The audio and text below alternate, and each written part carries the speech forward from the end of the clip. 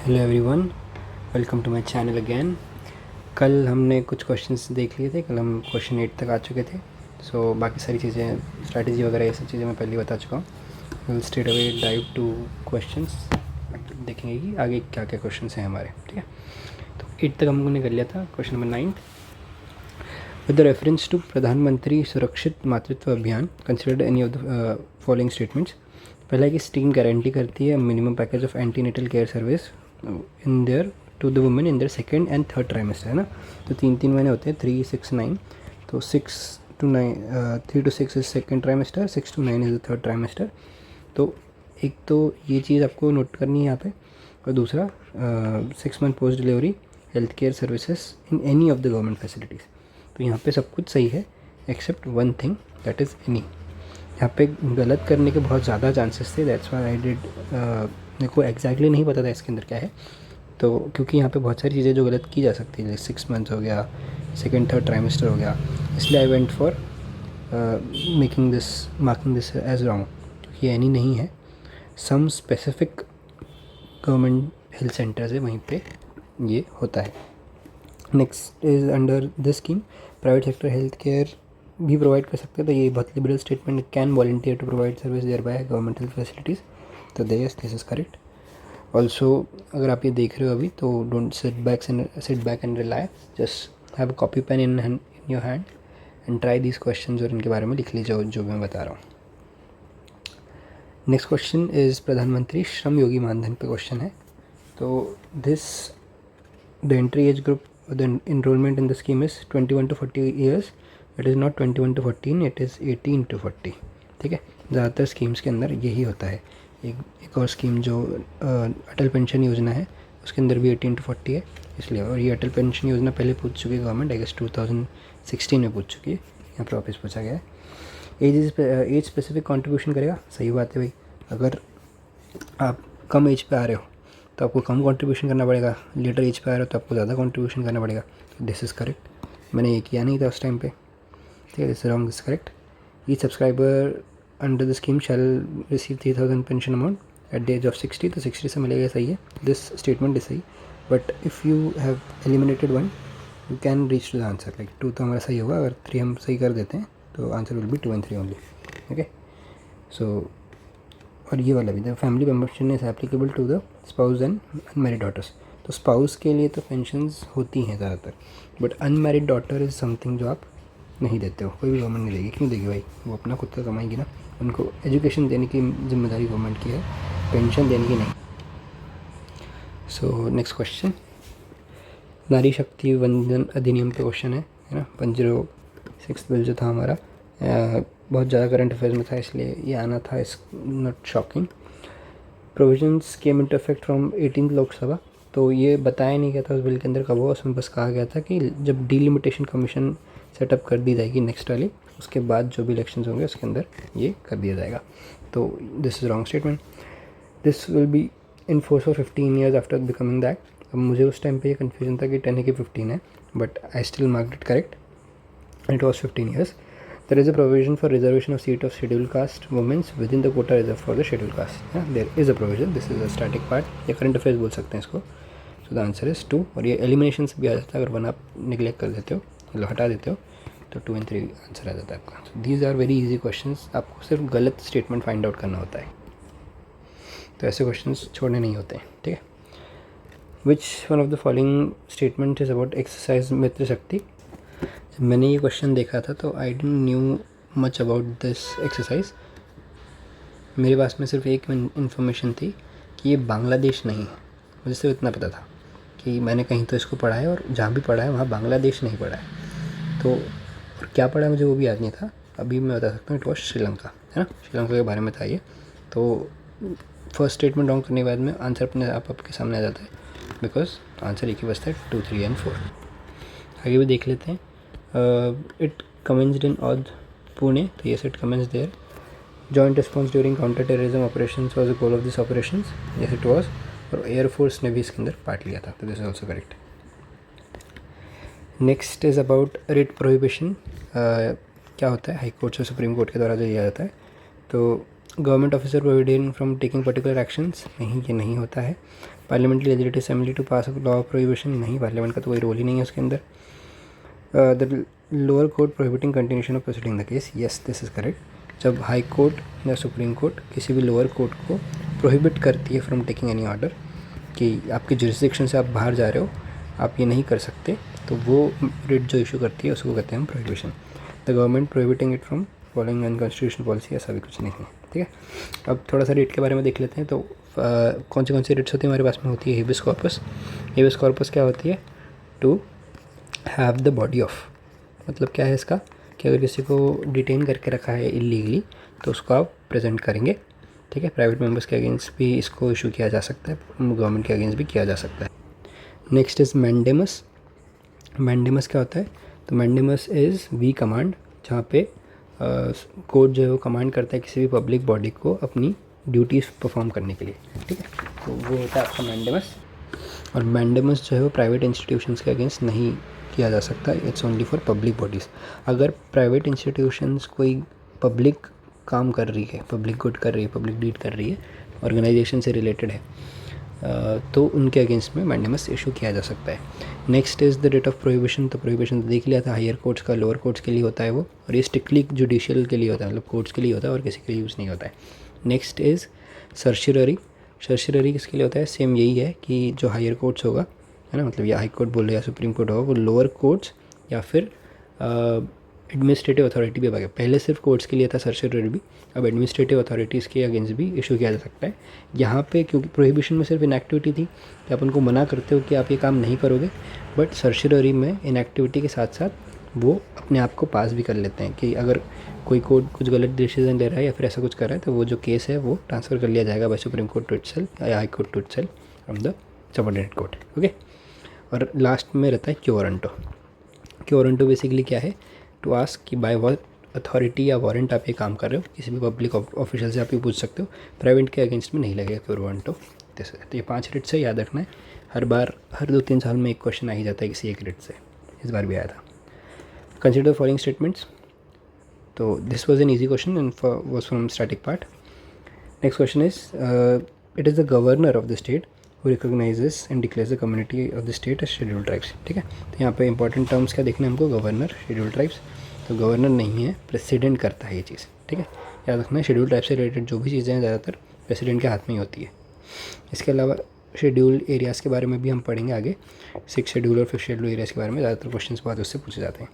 तो this was wrong, तो 1 is wrong. Second, the community declared by scheduled tribe in a state need not be so in other state. तो इसको common sense से भी हम solve कर सकते हैं। मैंने उस टाइम पे कॉमन सेंस ही लगाया था कि किसी स्टेट में हो सकता है कि कोई कम्युनिटी हो, किसी और स्टेट में वो कम्युनिटी हो ही ना, तो वहाँ उनको शेड्यूल ट्राइब्स का स्टेटस देने का कोई अर्थ नहीं बनता है। That's why this is a correct statement, ठीक है। Next is with reference to union budget. तो बजट आपको हमेशा पढ़ के जाना है, budget is one of the topic जिससे हर साल कोई ना कोई क्वेश्चन पूछा जाता है, ठीक है। तो इसलिए you need to read budget from the static part Laxmikanth से, और यूनियन इकोनॉमिक पार्ट जो उसके अंदर आता है वो भी आप पढ़ लीजिएगा। तो the union finance minister on behalf of prime minister plays the annual financial statement before both the house of parliament. तो नहीं भाई, प्राइम मिनिस्टर नहीं है, प्रेसिडेंट के बिहाफ रखता है, ठीक है। प्रेसिडेंट बोलेंगे, किसी भी मिनिस्टर को अपॉइंट कर सकते हैं, तो वो फाइनेंस मिनिस्टर को करते हैं, और फाइनेंस मिनिस्टर बजट की डिमांड रखेंगे। और डिपार्टमेंट ऑफ इकोनॉमिक अफेयर्स है जो बजट प्रेजेंट करता है, ये पहले पूछा गया है। Union level no demand for the grants can be made except on the recommendation of president of India. तो हाँ, प्रेसिडेंट ऑफ इंडिया के रिकमेंडेशंस के अलावा कोई डिमांड फॉर ग्रांट्स नहीं रखी जाएगी। ये बेसिकली वही है कि जब भी गवर्नमेंट को कुछ डिमांड ऑफ ग्रांट्स रखनी रहती है तो प्रायर परमिशन ली जाती है प्रेसिडेंट की, है ना। मनी बिल्स का अगर आपने पढ़ा हुआ तो वो प्रायर परमिशन की बात हो रही है। अब ये चीज़ मुझे पता थी, मैंने पढ़ी भी थी, but I somehow created blunder, और मैंने इसको नीदर 1 2 लगा दिया था, तो ये क्वेश्चन मेरा गलत हो गया था। But this is correct statement, okay. This was something जो जीके से पूछा गया था, अफलातून जीके, और I think I got it right because of some तिकड़मबाजी जो मैंने करी थी वहाँ बैठ के, कि इन 2 बुक्स का ऑथर कौन है, वाई भारत मैटर्स और इंडिया वे। और Bharat is a term which is recently very much in news because of BJP, ठीक है।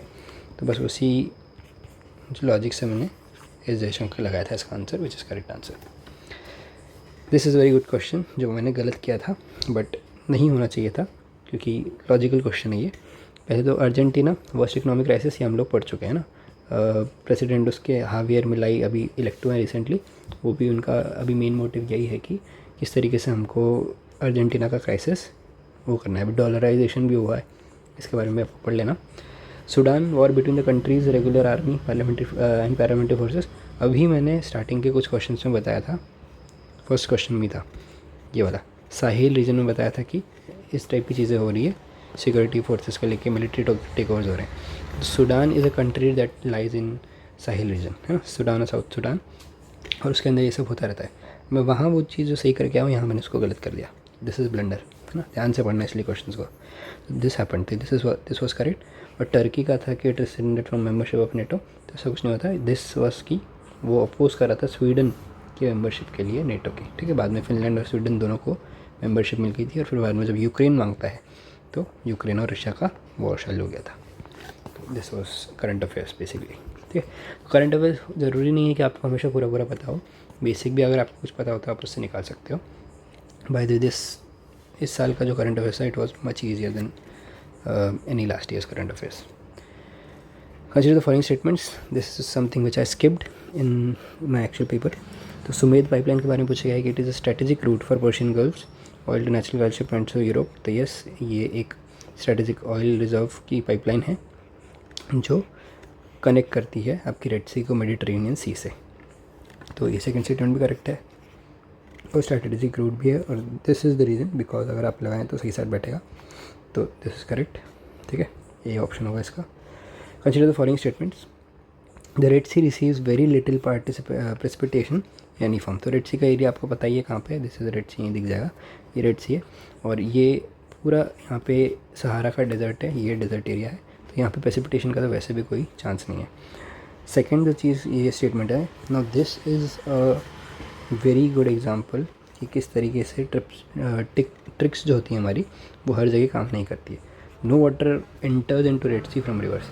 तो ये स्टेटमेंट अगर हम देखें कि जो एक्सट्रीम स्टेटमेंट्स होते हैं वो गलत होते हैं, उस लॉजिक से ये गलत होना चाहिए। बट मुझे ऑलमोस्ट मैंने क्या 2 मिनट इसके ऊपर सोचा था इस स्टेटमेंट पर कि मैं इसको क्या मार्क करूँ, सही या गलत।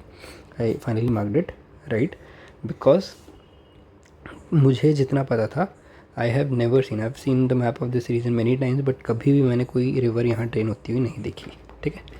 और इसलिए आई मेड इट गेस कि क्योंकि एक रिवर जो मुझे पता है नाइल, वो यहाँ जाकर ट्रेन होती है मेडिटेरेनियन में, तो इसलिए मैंने इसको करेक्ट किया था एंड इट वॉज करेक्ट, ठीक है। ये देखो यहाँ पे मैं कंफ्यूज था B1 और बोथ के बीच में, तो it was guess which I made and it came right.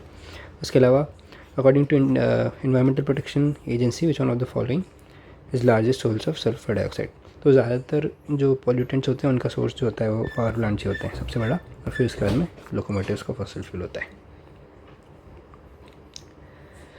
Next is how many delimitation commissions have been constituted by the government of India. Now this question was very easy for me क्योंकि उस time पे मैं ये पढ़ के गया था, उस टाइम पे मैंने ये किया था डिलिमिटेशन कमीशन के बारे में। तो और इसके बहुत डिटेल में हमको वाजरा में पढ़ाया गया था, इसलिए मुझे डेट्स भी याद थी कि किस किस टाइम पे कमीशन बनी है। तो इट वॉज 4 टाइम जब डिलिमिटेशन कमीशन बनी है, 51, 61, 72 और 2002। 72 वाली जो कमीशन थी उसने फ्रीज़ कर दी थी जो नंबर ऑफ़ सीट्स हैं उसको, बट ये जो कमीशन बनी है इसने सीट्स तो उतनी ही रखी जो 72 वाले ने रखी है, बट इन्होंने बाउंड्रीज़ जो इंटरनल स्टेट की बाउंड्रीज़ थी वो इसने चेंज करी थी, तो इसलिए मुझे याद था कि ये 4 है।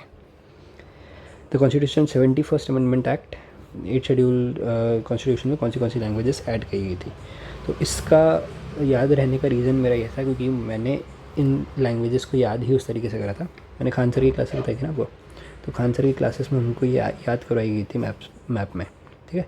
There is a technique to learn all these languages, wait for a minute I will show you.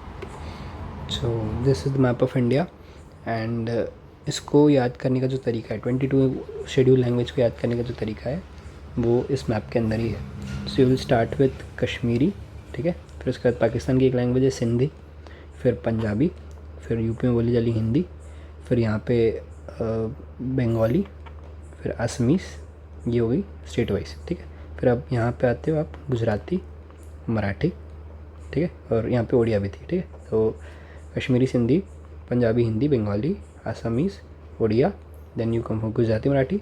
उसके बाद 4 लैंग्वेजेस होंगी जो सदर्न स्टेट्स की होंगी। कौन सी?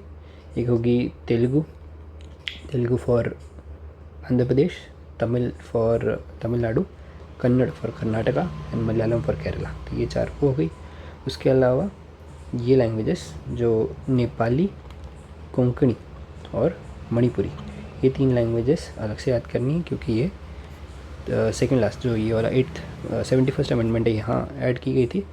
और इसके बाद में 4 लैंग्वेज जो लास्ट में ऐड करी गई थी, इट इज़ बोडो डोगरी, मैथिली, संथाली। ठीक है, तो ये 4 लैंग्वेज है जो लास्ट में ऐड करी गई थी इन 2003। तो मैंने इनको याद ही ऐसे किया था, इसलिए मुझे आता।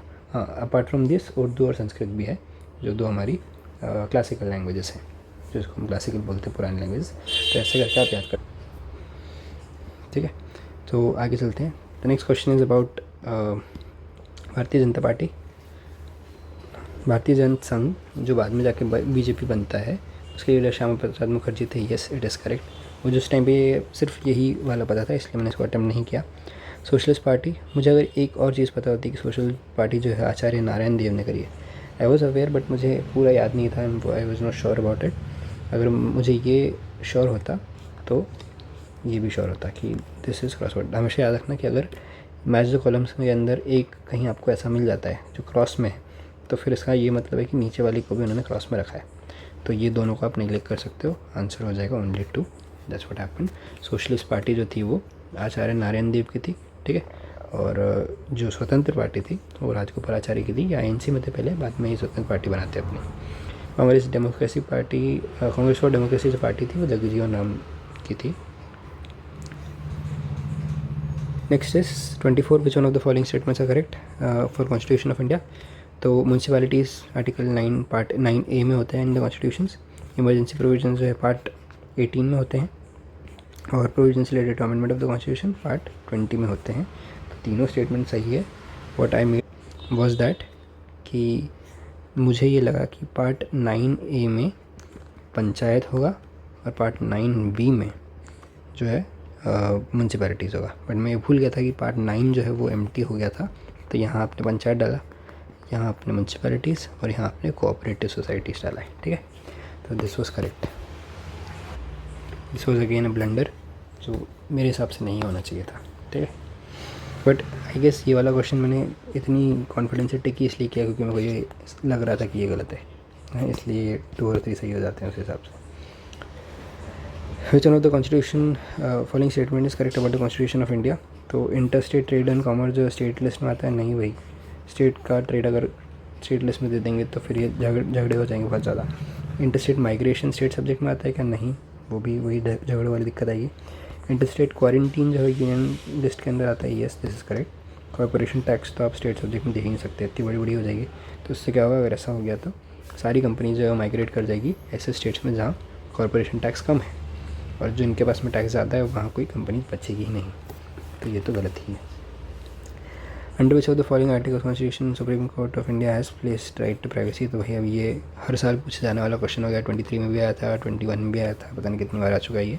तो ये तो रट जाना चाहिए कि आर्टिकल 21। ठीक है, केस पुट्ट स्वामी जजमेंट के अंदर सुप्रीम कोर्ट ने बोला था कि आर्टिकल 21 के अंदर है ये।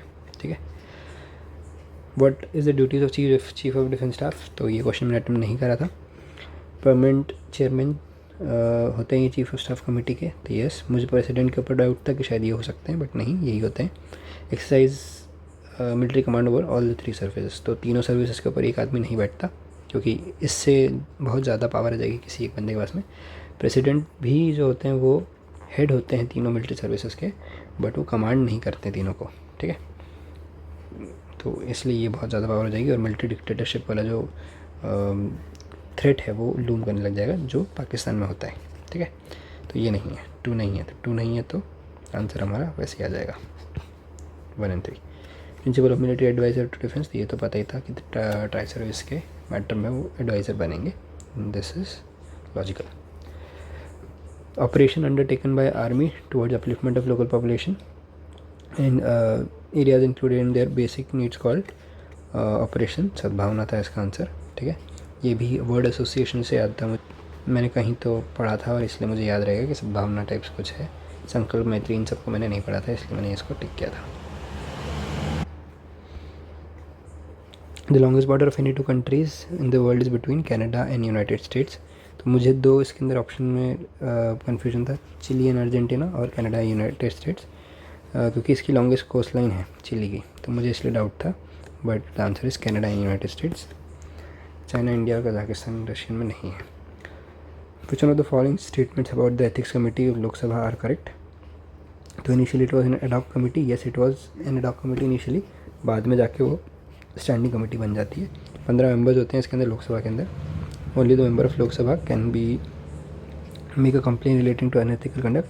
तो ये तो एकदम ही गलत हो जाएगा, क्योंकि सिर्फ लोकसभा का मेंबर कंप्लेन कर पाएगा, तो ये तो गलत है ना, क्योंकि अनएथिकल बिहेवियर तो कहीं पे भी हो सकता है। तो दिस इज़ रॉन्ग। तो जब 2 रॉन्ग हो जाएगा तो आपको पता चल जाएगा। तो मैं श्योर ना भी होकर इस क्वेश्चन को अटेम्प्ट करा था, because I was able to find the wrong statement. ठीक है। The committee was cannot take up matter which is sub judice. सब जुडिस मैटर को नहीं ले सकती, क्योंकि सब जुडिस तो कोर्ट में चल रहा है, तो वो कैसे लेगी। This will be the case of double Jeopardy, है ना, 2 बार केस चलेगा उसके ऊपर, तो नहीं हो पाएगा। नेक्स्ट इज प्रोविजनल प्रेसिडेंट कौन थे जब उसके बाद कॉन्स्टिट्यूएंट असेंबली की, जिसके बाद राजेंद्र प्रसाद ने टुक ओवर किया।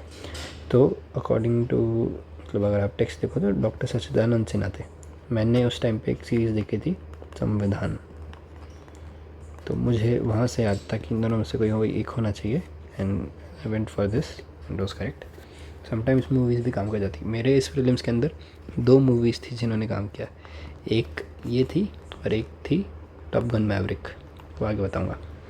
विच one of the following government of India act 1935 consider the following statements. Establishment of Indian federation based on the British Indian provinces princely states. तो हाँ, ये 1935 में हुआ था। अगर आप पढ़ोगे गवर्नमेंट ऑफ इंडिया एक्ट 1935 तो उसमें आपको ये मिलेगा। Defence and foreign affairs were kept under control of federal legislature. नहीं, इतने इंपॉर्टेंट फोकस वाली चीज़ों को फेडरल के अंदर नहीं रखा जाएगा, सेंट्रल के अंदर रखा जाएगा ऑफकोर्स। तो answer is 1 only. Which one of the following work is play right. भाष्य ने क्या लिखा है, तो ये अगर पता है तो ही आप दे सकते हो। ये मैं पढ़ के आया था, मुझे पता था कि मध्यम वियोग इसका आंसर है। ठीक है। महाभाष्य जो है वो पतंजलि ने लिखा है। ठीक है, पतंजलि का महाभाष्य है। नाट्यशास्त्र इज ऑफ भरत मुनि। कल्याणकार इज ऑफ ब्रह्मा। ठीक है। भाष्य की कुछ और भी राइटिंग्स है, जैसे कर्णभारम, प्रतिज्ञा योगंधरायन और उरुभंगम, ये कुछ उनके और राइटिंग्स है, अगर याद रखना तो रख सकते हैं। Shankhabhuti, an Indian Buddhist monk who traveled from China at the end of 4th century AD, was an author of the commentary on। तो शस्तिवाद विनय नाम था इसका मुझे कोई आइडिया नहीं था और मुझे कोई शौक भी नहीं इसके लेने का, तो मैंने नहीं लिया। ठीक है। So consider the following properties included in world heritage list by UNESCO. तो रिसेंटली उन्होंने पूछा गया था कि कौन से इनमें से अभी इंक्लूड किए गए थे ना, 2023 में इंक्लूड किए थे। तो शांति निकेतन और सेक्रेड एंसेम्बल्स ऑफ होयसलास जो है वो 2023 में गए थे, मुझे ये नहीं पता था उस टाइम पे। रानी की वाव और महाबोधि टेम्पल कॉम्प्लेक्स जो है वो पहले से ही थे। ठीक है। आर्टिकल 368 ऑफ द कॉन्स्टिट्यूशन से आप पार्लियामेंट में amend the provisions of constitution by which way. तो एडिशन भी कर सकते हो, वेरिएशन कर सकते हो, रिपील कर सकते हो। वेरी इजी क्वेश्चंस, कुछ पूछना है ही नहीं इसके अंदर, सब कुछ कर सकते हो आप 368 से, है ना। काया पलट कर सकते हो। कंसिडर द फॉलोइंग, इनमें से कौन सी लो बर्थ रेट के लिए, डिक्लाइनिंग पॉपुलेशन के लिए जानी जाती है ना, फ्रीक्वेंटली मेंशन होती है। तो मुझे इसमें जापान, साउथ कोरिया पता था। मुझे पता था कि साउथ अफ्रीका, नाइजीरिया नहीं हो सकता, क्योंकि अफ्रीकन कंट्रीज़ है, कहीं लो बर्थ हो सकता है इसके अंदर। But I was not sure about Italy. ठीक है। तो I went for no Italy, but it was with Italy. तो article 1, 2 and 4 that is Italy, Japan and South Korea जो था, इसके अंदर लो बर्थ रेट होता है। ठीक है। विच of the following statements correct about the money bill. तो मैंने बताया ये बजट, मनी बिल, ये सारे ऐसे टॉपिक्स हैं जो रिकरेंटली आते रहते हैं, तो ये पढ़ के जाना है। However many of the people must have done this wrong, क्योंकि आर्टिकल 109 किसी को नहीं पता था, सबको 110 पता था। तो हमने 109 देख के पहले इसको काट दिया था कि ये गलत है, बट दिस वॉज करेक्ट। 109 में does mention some special provision on money bill, है ना, कि वो कैसे जाएगा, लोकसभा में जाएगा, ये सब चीज़ें मेंशन है money bill pay. Money bill shall not be introduced in Council of States. Of course, yes. Rajya Sabha can either approve the bill or suggest changes, but not reject it. Yes. Amendment to the money bill suggested by Rajya Sabha have to be accepted. नहीं. Depends on the discretion of Lok Sabha, चाहे तो कर लेगी तो नहीं करेगी, बाकी money Wales पे तो चीज़ें बताएंगे। This was a static question, answer इसका 1, 2 एंड 3 था। ठीक है, सो आज का वीडियो हम यहीं पे पॉज करते हैं, बाकी की चीज़ें हम बाद में पढ़ेंगे। हम क्वेश्चन नंबर 38 तक पहुँच चुके हैं और आई गेस 1 या 2 वीडियोज़ में ये पूरा ख़त्म हो जाएगा 24 का पेपर, फिर उसके बाद हम बाकी के पेपर्स करना शुरू करेंगे। Okay, so till then keep revising and all the best for your exams.